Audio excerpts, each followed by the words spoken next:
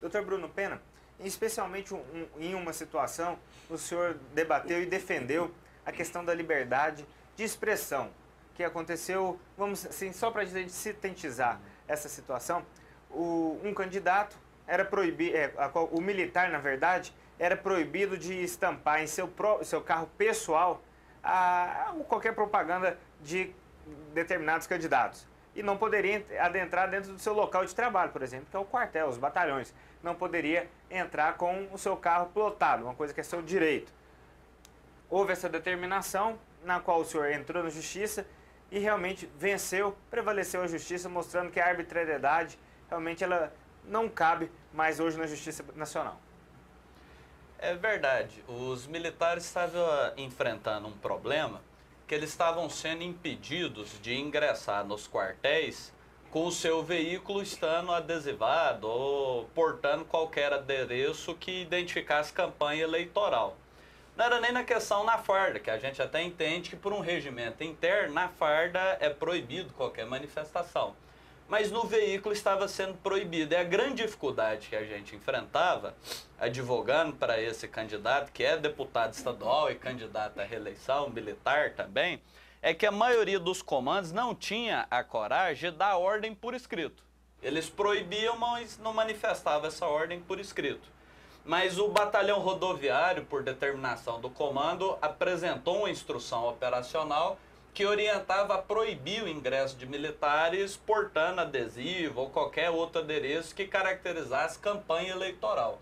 E nós ingressamos com um mandado de segurança defendendo o direito de propaganda eleitoral, que é um direito tanto do eleitor quanto do candidato, e em menos de 48 horas a Justiça Eleitoral de pronto concedeu a liminar garantindo esse direito aos militares. Doutor Bruno Pena, a gente percebendo que mesmo que haja uma legislação específica para o profissional militar, até que ponto ela pode atingir a questão de bens privados, por exemplo, como a questão do veículo particular de um militar, até que ponto uma legislação interna que diz respeito a profissional pode afrontar essa questão do direito privado que tem o cidadão brasileiro? O que acontece é o seguinte, nenhuma norma no país pode afrontar a Constituição Federal. Existe uma certa hierarquia de normas no nosso país que assegura a prevalência da norma mais específica em detrimento da norma mais geral, mas em que as leis federais prevalecem. O que estava acontecendo, e já aconteceu em outros estados e outros momentos, era que era dada uma interpretação extensiva ao artigo 37 da Lei 9.504, que trata das eleições, regulamenta as eleições em todo o país, em que impede a propaganda eleitoral em bens públicos ou que dependa de cessão ou autorização do poder público. O que isso quer dizer? Quer dizer que é proibido colar cartaz, por exemplo, em um poste, em uma árvore, colar, por exemplo, citro num táxi, que é uma concessão pública, ou num ônibus do transporte coletivo. Então, dando uma interpretação extensiva a esse dispositivo, entendia-se que não poderia portar propaganda eleitoral em bem público, porque poderia ser considerado uma propaganda em bem público. O que é um completo absurdo, porque, por exemplo, se a pessoa colar um botão, então, no peito, na sua própria roupa, eu, como advogado, por exemplo, não vou poder ingressar no fórum porque eu estou fazendo propaganda em um bem que é público. Então, era uma interpretação que era dada absurda. Então, como o direito de propaganda é tanto do eleitor de conhecer os candidatos, como do candidato de se fazer conhecer, é que a justiça concedeu essa liminar. Que parece até um pouco medo, né, de não deixar o eleitor ter contato com o candidato e conhecer suas propostas.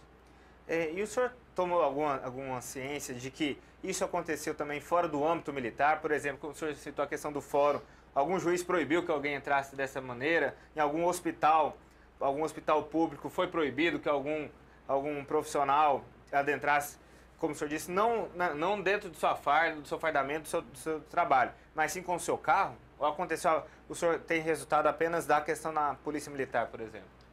No estado de Goiás, não. Em outros estados tiveram problemas semelhantes, de a pessoa colocar propaganda eleitoral no seu carro ou às vezes na sua passe e tudo mais, e não poder adentrar em alguns órgãos públicos, como autarquias, no próprio fórum, tribunais de justiça pelo país. O problema mais grave que a gente teve foi, aqui no estado de Goiás, foi esse da Polícia Militar, que pelo que parece, como constava da instrução operacional, era uma orientação dada pelo Estado-Maior da Polícia Militar. Tanto é que a autoridade coatora foi tanto o comandante do batalhão rodoviário, como também o Estado-Maior da Polícia Militar. Doutor Bruno, nós sempre recebemos aqui alguns questionamentos de militares, porque alguns militares que moram na capital, votam na capital, têm que trabalhar no interior, por exemplo.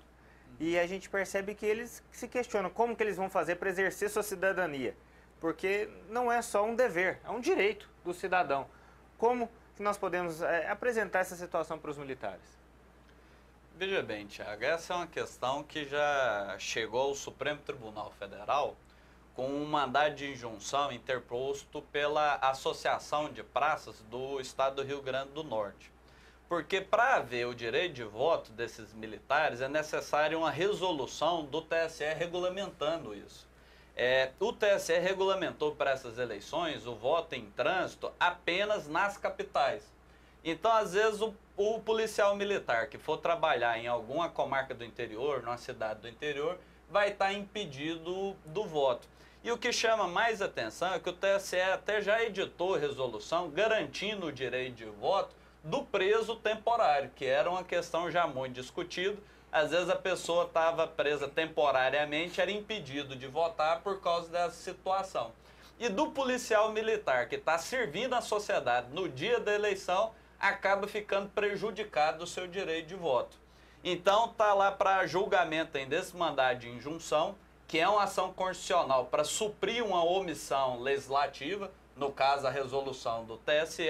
Infelizmente, eu acredito que para essa eleição já não haja mais tempo, não haja possibilidade, um prejuízo lamentável que o policial militar acaba prejudicado no seu direito até de eleger um representante seu, de votar no candidato que acha que defenda os seus interesses e por estar cumprindo as suas obrigações, acaba ficando cerceado do direito de voto. O nosso público que a maioria é militar, mas também nós atendemos a um público diversificado da sociedade, para a gente apresentar as possibilidades do dia 5 de outubro, dia da votação do primeiro turno aqui no Brasil. Quais que são as possibilidades do cidadão? Ele pode chegar, votar, estar presente com a camisa do candidato, ele pode estar com um botão do candidato, pode fazer uma divulgação, uma publicidade no dia da votação. Como que deverá ser o procedimento das pessoas no dia 5 de outubro, no período que irão votar para presidente, governador, senador, deputados federais e deputados estaduais? Então, eu até, antes de responder, só vou fazer um parêntese aqui, até para parabenizar a Unimil pelo trabalho que tem feito em defesa do militar.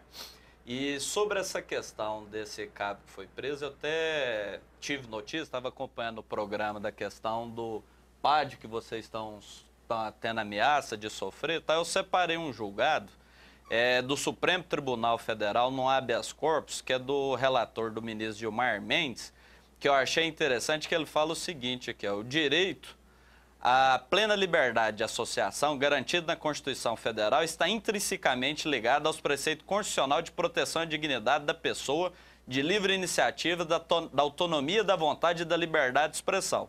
Uma associação que deva pedir licença para criticar situações de arbitrariedades terá sua atuação completamente esvaziada.